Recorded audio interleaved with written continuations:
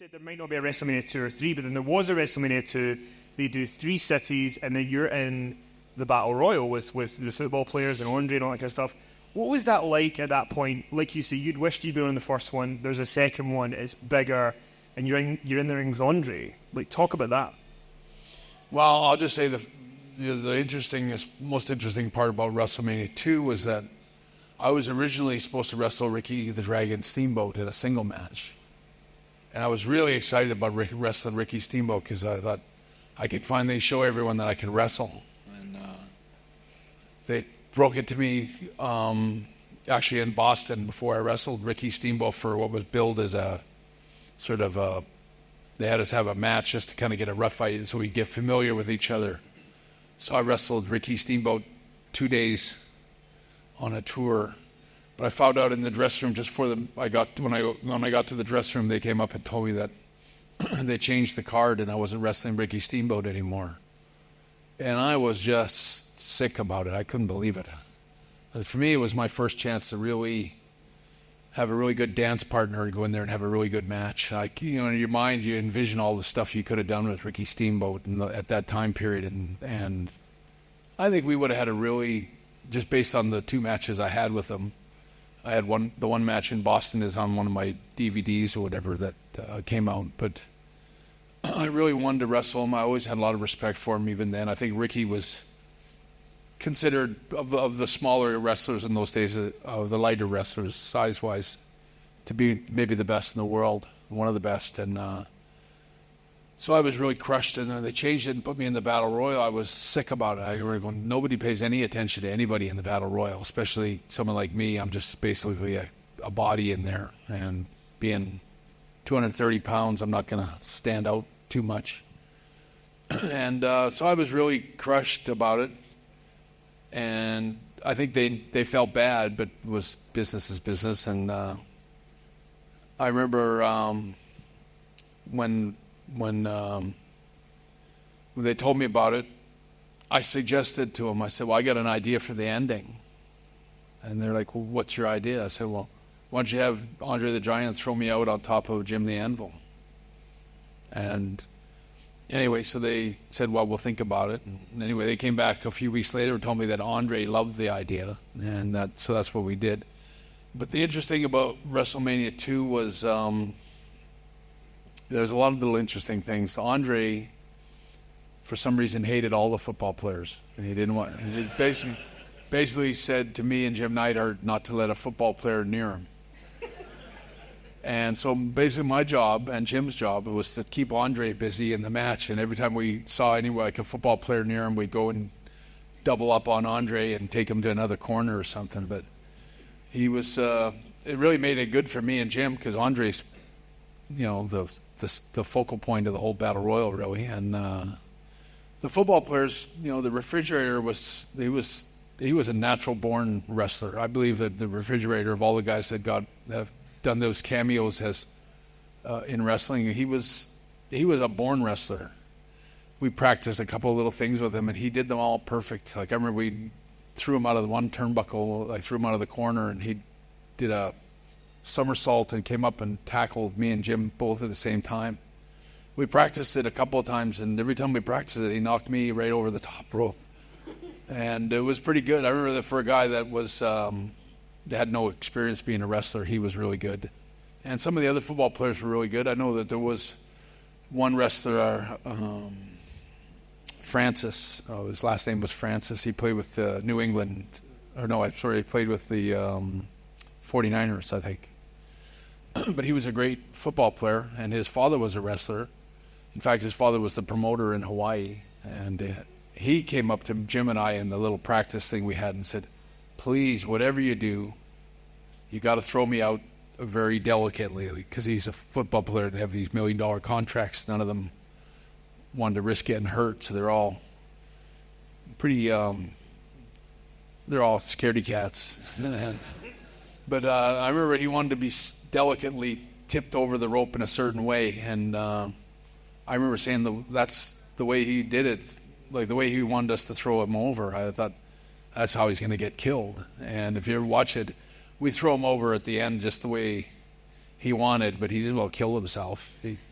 His head somehow got cut out of the bottom rope, but I remember watching it going, we tried to tell you that that's not the right way to go over for a battle royal, but the battle royal was I know for when Andre picked me up. He didn't pick me up. I think I was on the top corner, but he picked me up, and Andre's 7'4" or 7'3", I think. That's a long ways down. And I remember, like, it was a good idea when I thought of it a few months before, but that night I remember, like, looking at Jim Neidhart way, way down there, and he had those eyes looking up at me like, oh my God. And when Andre threw me out, that was a really long fall. I thought I was like bungee jumping or something, and then that was it. But I mean, those are the memories I have from that. But then the next year, you guys go to Pontiac Silverdome. 93,173 is the number that they tout about it, and you were on the undercard with Danny Davis and Jim Neidhart against the Bulldogs and Tito Santana. But that shows you remember for Hogan slamming Andre, Savage and Steamboat, all this stuff. I'm curious, like, did that show feel bigger to you, or was it just another day at the office? Like, what are your memories of WrestleMania 3? It seemed like the biggest show ever. Still like just the hype of it and the just being there. That was one more so than WrestleMania 2. I was awed by it. Like, I just couldn't believe. Just pulling up to the building and trying to get in through the traffic was such a journey and such a mind-blowing experience. And then to go in the dressing room and to be sometimes you feel like wrestling, it's like you're just part of a, like a theater group or something. Like you say hi to everybody, and then you get focused on your match. For WrestleMania 3, I think everybody was really, for me and my group anyway, the people that were involved in my match were mostly trying their best to look after Dynamite. Dynamite Kid had blown his back out, and he had come back. I would say now, looking back on how quick he came back, it was probably a mistake that he came back as quick as he did, or if he came back at all. But he was a very tough guy in the sense that he wanted to be there, and he wanted to make that match, and he did. And we tried really hard. Everyone tried really hard to, do their best for him and protect him and make him look good and make him feel like the Dynamite Kid he wanted to be. And so that was the biggest incentive I had for the match. I really think when I think of that day, I was more focused on Dynamite and just the respect I had for him. But I will say, in that match, we had a little spot that we did at the beginning of the match, and the Bulldogs, who didn't like Danny Davis, the referee, too much. I don't know why. Danny was always a pretty good guy, but anyway, they had some spot. I think they cleaned up. They jumped us or something, or we tried jumping them. I can't remember what exactly happened, but I know that the Bulldogs picked Danny Davis up, and Jim and I had got bumped out on the floor, and they were threw Danny Davis over the top rope. But because they didn't like Danny, they threw him like about 10 feet in the air. They threw him as high as they could, and when both Bulldogs pushing at the same time, you're gonna get some height. And Danny was like a scared cat falling off a roof of a house. So Danny was coming down, and he had his hands kind of like this, where they're just straight out like that. And I remember Jim was on his knees, like climbing up, and I remember I got up, and it was like, come on, Jim. Jim, come on. Anyway, Jim wasn't there for the catch. So I had to catch Danny Davis all by myself. And so Danny came out with his fingers like this, spread out as far as he could. And when we fell on the ground, Danny stuck his finger in my eye and just about put my eye out. I don't know how I had the match. Actually, my eye hurt so much for the whole match. Actually, we had a month off after WrestleMania. My whole month off, my eye watered and teared, just long enough to like a month later it was getting better, or no one even noticed, but it ruined my whole month off that I had.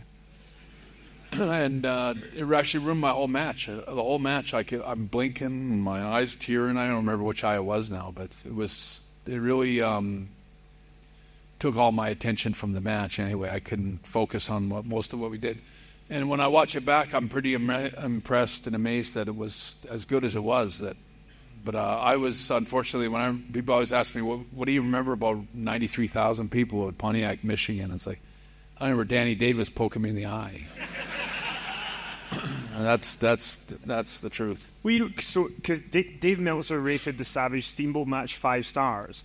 So I wanted to ask you a question. I know this is on the fly.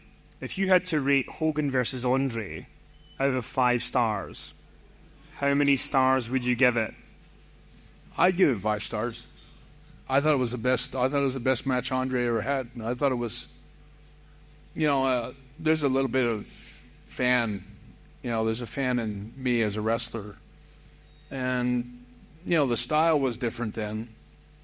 And if you watch Hart Foundation matches or Bulldog matches, or anybody's matches from that time period, they were slower paced in some ways, and I don't know. For the Andre Hogan, I always thought it was, when I watched it that day, I always thought it was a pretty good match. I can't say I've watched it too many times lately, but I always thought, I thought Andre, one of the stories I don't pay much. I don't think there's much truth to the stories that you hear that are played up and played up and played up about Andre refusing to put Hulk Hogan over. That is a bunch of baloney as far as I know, because I remember Andre talking to me about Hulk and the respect he had for him at that time, and I think though that's a bit of WWE trying to hype something up years later and make it sound like it was. I don't remember any of that ever happening.